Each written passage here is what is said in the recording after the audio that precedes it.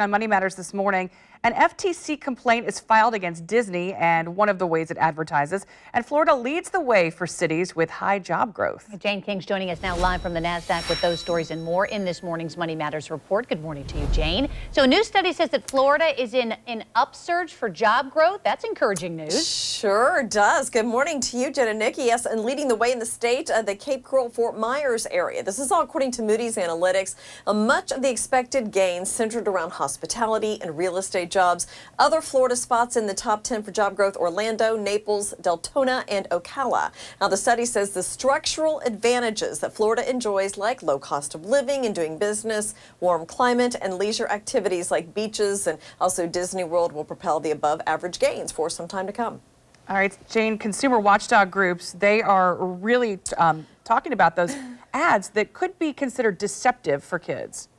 They are, and they're specifically calling out Google's YouTube, as well as YouTube Kids, and Disney-owned Maker Studios, as well as DreamWorks, Awesomeness TV, and others being involved in what they call a damaging practice. It's influencer advertising. So it's very tough for kids and even adults sometimes to tell where programming ends and an ad begins. So this consumer watchdog organization complains to the FTC that they're pushing toys, junk food, other products toward kids who can't really tell the difference between them, and they want them to come down on some of those big companies and try to get them to stop those particular types of ads.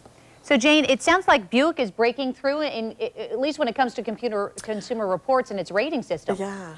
This is not our grandpa's Buick anymore. It became the first auto brand from Detroit's Big Three in 3 decades to place in the top 3 in Consumer Reports' ranking of the most reliable vehicles.